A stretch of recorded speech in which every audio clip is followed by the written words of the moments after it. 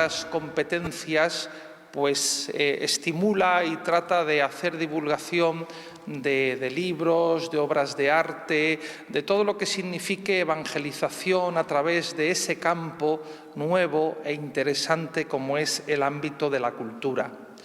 Como bien saben muchos de ustedes, no es la primera vez que en este marco incomparable del llamado Salón de Concilios pues se presenta una obra, un libro, una obra literaria. Esta tarde, sin duda, este salón se viste de gala y se viste de más gala, si posible fuere, en este entorno, por la autoritas, por la calidad y por el prestigio que tiene quien nos visita esta tarde, don Jesús Sánchez Adalid. Sin duda que el 100% de ustedes lo conocen. Sin duda que muchos de ustedes, o la mayoría de ustedes, de los que estamos aquí presentes, hemos disfrutado con sus obras, nos ha acompañado en tardes o en noches de reposada lectura. No necesitas presentación, Jesús, pero la cortesía y también la formalidad del acto nos obliga a ello. Don Jesús Sánchez Adalid es extremeño de Villanueva de la Serena, Badajoz.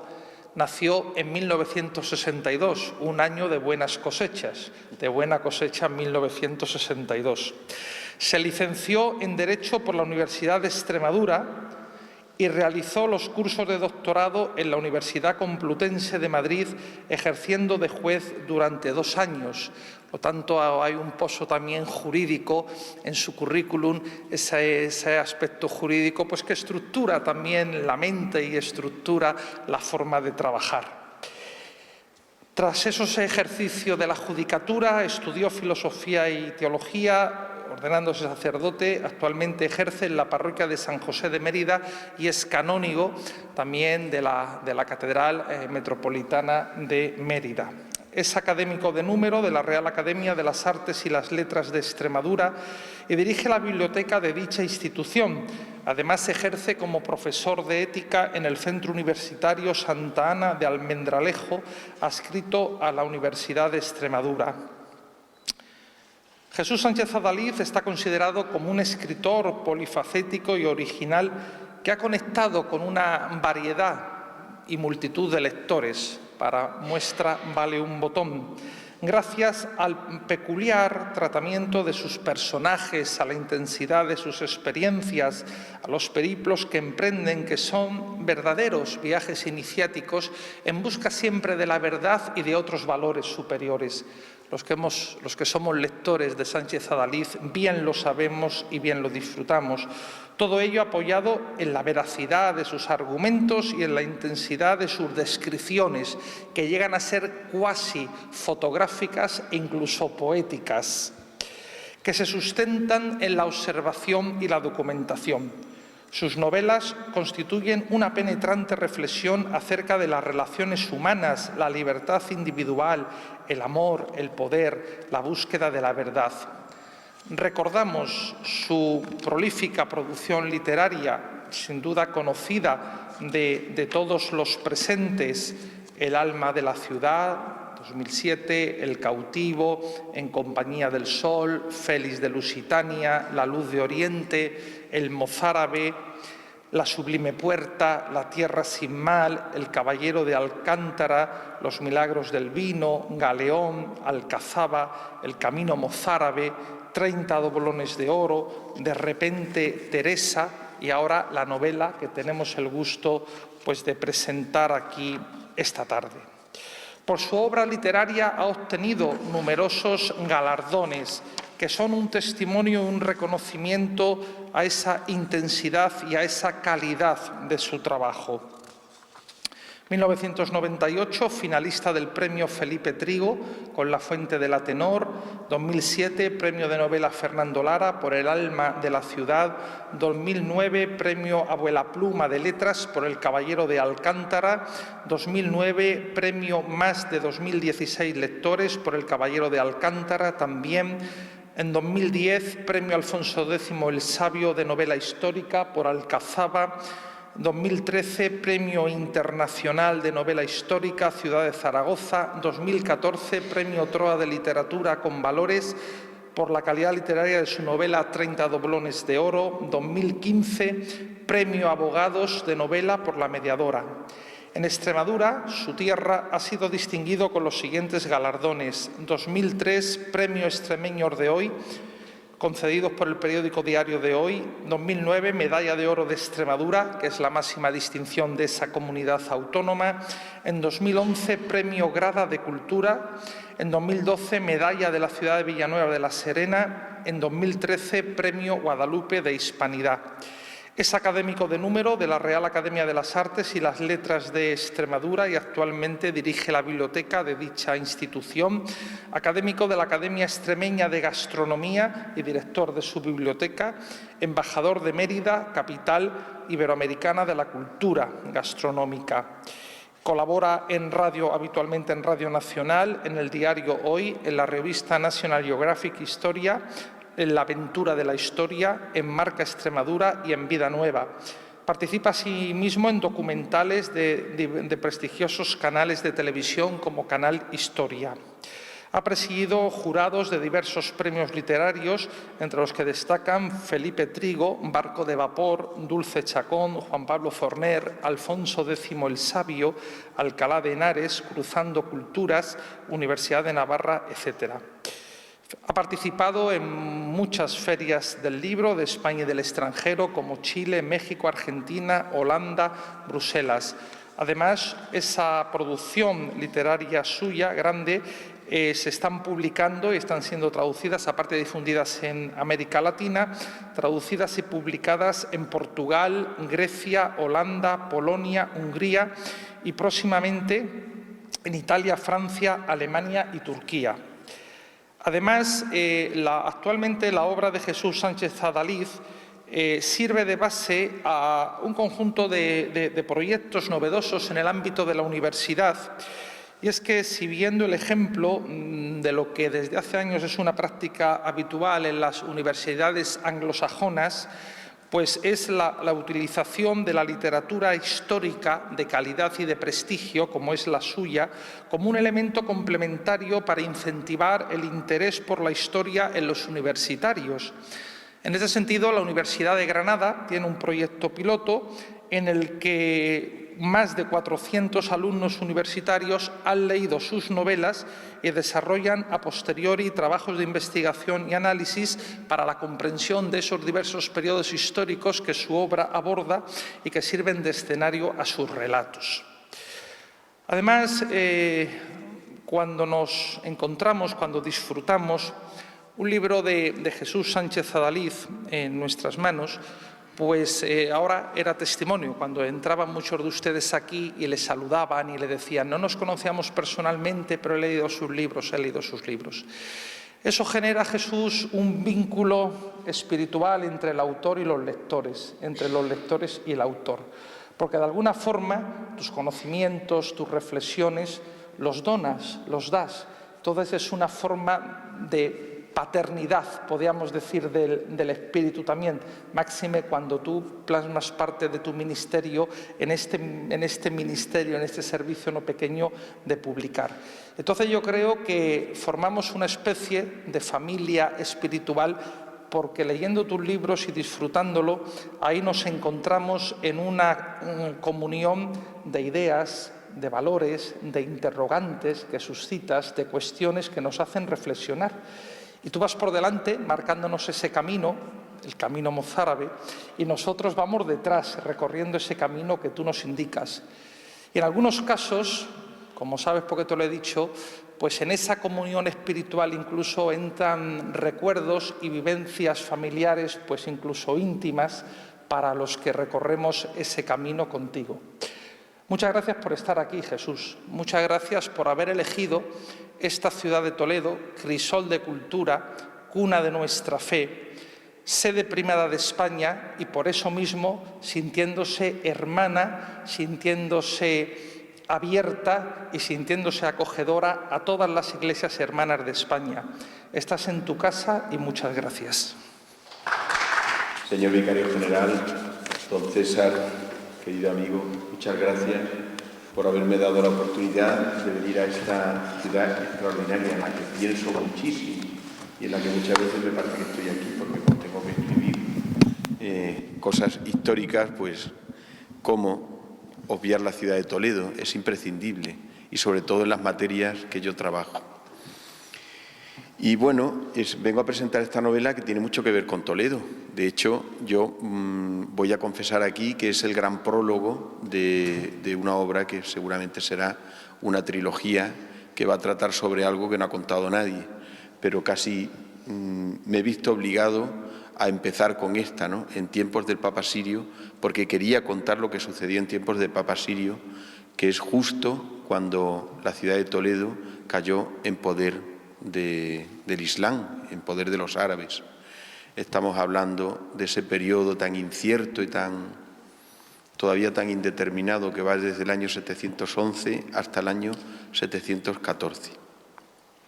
Pues todo esto empezó con una serie de casualidades que a mí no dejan de sorprenderme. El año pasado me llamó el Instituto Cervantes y el embajador de España ante la Santa Sede para pedirme que presentara mi última novela, y de repente Teresa en la Embajada de España.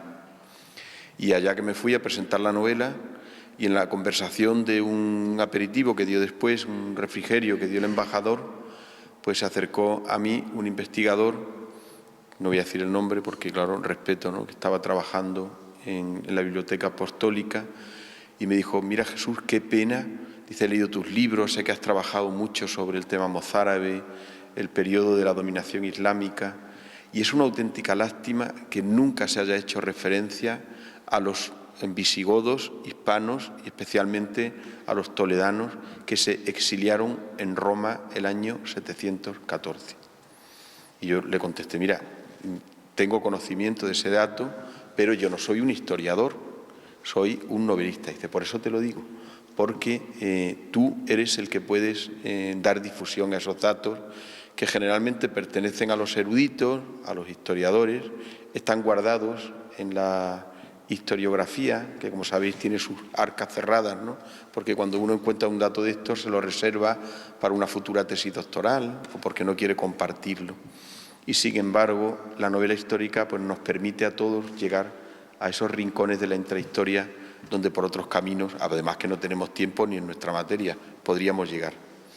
Pues efectivamente, me puse a investigar y me encontré con que aquel arzobispo Sisberto o Siseberto, que es el último arzobispo de Toledo, se había exiliado en Roma y fue muy longevo, porque hay concilios en Roma firmados todavía por él y debía tener mucha edad, porque estamos hablando del año quizás 730, no lo recuerdo ahora muy bien, en los cuales firma siempre como episcopus ex Hispaniae. Qué curioso, ¿verdad? Esto que tanto se repite, si Hispania o España tenía conciencia de nación o la ha tenido alguna vez, cuando este arzobispo, este prelado, estando en Roma, firmaba como episcopus ex Hispania, era porque él tenía la conciencia de haber sido la máxima autoridad de una grey que ocupaba toda Hispania, es decir, lo que era entonces la península ibérica. Y esa identidad se la había llevado con él y además había hecho gala de ella allí. Y seguramente su corazón albergaba la posibilidad de que algún día pudiera retornar junto con todos aquellos miembros de su grey que se habían exiliado también en Italia. El dato se queda aquí, pero ahora viene lo más interesante. ¿Quién lo recibió? ¿Quién lo exilió? Y aquí es donde el documento, la crónica antigua, es muy explícito y emocionante. Le recibió el Papa Constantinus. El Papa Constantinus fue a recibirlos a las puertas de Roma. En aquella época, como hasta hace muy poco, no se podía entrar en las ciudades así como así. Uno tenía que entrar según su categoría y tenía que expresar primero a qué venía. Y cuando venía un comerciante tenía que pagar la tasa, y cuando venía una persona simplemente a alojarse, a ver unos parientes, igual. Si venía una alta autoridad de la Iglesia, como en este caso era la máxima autoridad de la Iglesia de España, no le podía recibir cualquiera, le tenía que recibir el Papa. le tenía que recibir el Papa y en las puertas de Roma, con lo cual el Papa salió a recibir al arzobispo de Toledo. Y se produjo un fenómeno muy triste, y es que los patricios romanos, la clase dirigente, civil, por llamarla de alguna forma, y muchos de los clérigos increparon a los godos hispanos y al arzobispo de Toledo. Le llamaron con una serie de insultos que vienen ahí en el libro, todos en latín, porque consideraron que habían sido cobardes por abandonar su tierra y dejar abandonados a los fieles en Hispania. El Papa se acercó, iba sentado en una silla de mano, que era lo que usaban los papas entonces, no era todavía exactamente la silla gestatoria, pero iba en una silla de mano. Llevaba colgado el epigonium, que representaba el tiempo en el cual se encontraba, era como una especie de triángulo que llevan todavía los sacerdotes orientales cuando van revestidos de pontifical, una especie de triángulo bordado y con los colores del tiempo, que en este caso era morado, porque era en el Adviento. Y se bajó de la litera y caminó hacia el arzobispo y en vez de increparlo, lo abrazó, lo besó y lloró con él. Y el cronista dice, porque el Papa era sirio. Digo, ¿cómo es posible que el Papa fuera sirio? Otro descubrimiento para mí. ¿Cómo podía ser el Papa sirio y por qué? Y ahí empieza la investigación. Efectivamente, el Papa Constantino era sirio. Era uno de aquellos muchachos que había huido con sus familias cuando se instauró el primer califato, que puso su capital en Damasco. El primer califa fue Omar, Uthman, y Uthman hizo un pacto con los cristianos de todo el Oriente y con los judíos, el llamado Pacto de Omar. Ese Pacto de Omar, en árabe llamado la Aldimma, es lo que dio el nombre a todos los cristianos que después vivieron en los territorios dominados por los musulmanes, llamados dhimíes. La palabra mozárabe, zaraf, que es una palabra persa, es muy posterior, se empieza a usar mucho más tarde, pero originariamente todos fuimos dhimíes. Todos dhimíes digo porque todos descendemos evidentemente de aquellos cristianos que permanecieron durante la dominación musulmana, y de ahí viene nuestra lengua y nuestra identidad como Iglesia. Pues bien, el Papa era efectivamente sirio, había huido, y había huido por el Mediterráneo, seguramente por las islas de Grecia. Muchos de aquellos sirios escaparon hacia Constantinopla, donde reinaba el emperador de los griegos y los romanos, porque ese es el título que tenían los documentos antiguos. Y otros muchos fueron hacia Occidente. Y cómo no, a Roma, porque en Roma vivía, moraba, reinaba el patriarca, la cabeza de todos los cristianos de aquel tiempo, el Papa, el sucesor de Pedro. Y el Papa los acogió y se instalaron en Roma, en uno de los montes de Roma, en el Aventino. Allí se conserva todavía el monasterio de San Saba. Es el monte de los griegos, se le llamaba el monte de los griegos, porque los romanos de aquella época a todos los que llegaban de Oriente les llamaban griegos. Y por supuesto aquellos cristianos sirios habían sido considerados griegos. Yo me imagino que todos ustedes están pensando lo mismo que pensé yo en aquel momento, ¿verdad? ¿Cómo se parece todo esto a lo que estamos viviendo ahora? Casi se ponen los pelos de punta. Efectivamente, no hemos dicho caprichosamente en los anuncios de esta novela que puede resultar reveladora. Reveladora porque cuando el Estado Islámico, el Daesh, el ISIS, este gran movimiento yihadista fundamentalista que nos tiene a todos aterrorizados, cuando se inicia, lo primero que pretende es instaurar el nuevo califato, y de hecho se autodenomina califato. El califato está mirando directamente hacia el primer califato, es decir, el califato de Omar. Y lo más escalofriante es que lo primero que han hecho los ulemas al iniciar el califato, el nuevo califato, es derogar el pacto de Omar, es decir, quitarle valor a una norma que tiene 1300 años.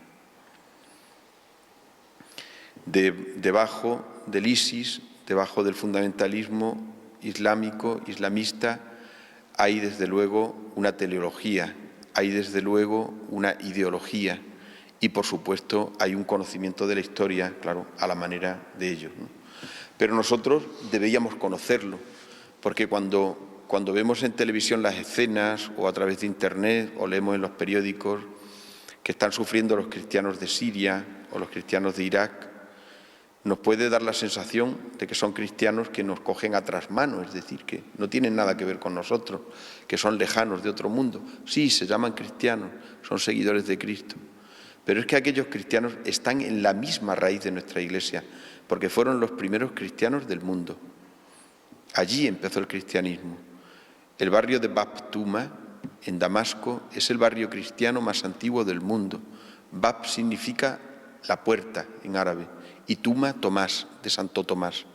Es decir, cuando muchos de los cristianos salidos de Jerusalén llegaron a Damasco y salieron por la puerta de Damasco, que era un recorrido elemental en aquellos territorios, se instalaron allí, en aquella ciudad, que era la ciudad más antigua del mundo. Siempre se ha dicho que Damasco es la ciudad más antigua del mundo. De Siria venía un poco todo. Nuestra fe empieza con el padre de la fe, que es Abraham, y si recordamos, mi padre era un arameo errante, todo nos está remitiendo a Siria. Las tribus de Israel, una parte eran de Siria, recordaréis a Naamán el sirio, las invasiones de los sirios, todo aquello. Y resulta que un judío fervoroso y apasionado, Saulo de Tarso, decide ir a perseguir a aquellos cristianos que se estaban instalando en la ciudad de Damasco. Y por el camino sufre el fenómeno extraordinario, vive el fenómeno extraordinario de la conversión y entra ciego en Damasco. Se hospeda en la casa de Ananías y de Damasco tiene que huir. Y de su huida de Damasco surge el cristianismo y se extiende por todo el Mediterráneo, y por eso nosotros le hemos llamado apóstol de los gentiles. Pues bien, aquellos damascenos que se convirtieron en aquellos inicios del cristianismo han conservado el barrio cristiano de Bab Tuma hasta nuestros días. Y si ustedes van por allí, pueden entrar todavía por la puerta de San Pablo, pueden visitar la casa de Ananías y la calle recta por la que caminó San Pablo ciego, todavía está en el mismo lugar donde estuvo. En nuestras ciudades es muy difícil encontrar un barrio del siglo I y seguirlo, y sobre todo que se llame con los mismos nombres que en el siglo II, III, IV, V, etc. Pero allí en Damasco se ha conservado con ese nombre. Por lo tanto, sí es verdad que hay una conexión entre nuestro mundo y el de ellos. Es más, el ejército que llegó aquí frente a las murallas de aquel Toledo visigodo, de la ciudad regia, donde estaba el aula regia y donde estaba el tesoro de los visigodos, la sede de la monarquía y la sede de la Iglesia, estaba aquí en Toledo. El ejército que llegó a Toledo posiblemente entre el año 712-714 venía directamente de Damasco. Había salido de las puertas de Damasco, de las orillas del río Barada, y a su frente venía un general, Rumi. Rumi, el mismo nombre indica quién era descendiente de romanos en este caso bizantinos, que son los que habían gobernado el Oriente durante los siglos precedentes. Pues el ejército de Rumi, que había salido de Damasco, fue el que llegó a conquistar la ciudad de Toledo. Y muchos de los habitantes de Toledo, muchos nobles, muchos clérigos, sobre todo, desgraciadamente, muchas mujeres fueron llevadas a Damasco. Y en Damasco vivieron, y en las crónicas árabes, muchas de las cuales me han leído a mí, me han traducido, se habla todavía de la persistencia de aquellos cristianos allí. Y muchas de las crónicas árabes hablan del tesoro, de parte del tesoro que se llevó de aquí, de la ciudad de Toledo, hacia Damasco, entre los cuales estaban la famosa mesa de Salomón, que tristemente se perdió y de la cual no se volvió a saber nunca nada, como el gran topacio de Alejandro Magno, que se decía que se conservaba en Mérida y también se llevó a Damasco y tampoco se volvió a saber nunca nada más de él. Digo que esta novela es el gran prólogo, la puerta de entrada a otra historia, porque realmente yo quería contar el drama de los hispanos, de los visigodos, que habían sido llevados a Damasco y muchos de ellos habían tenido un viaje de ida y vuelta.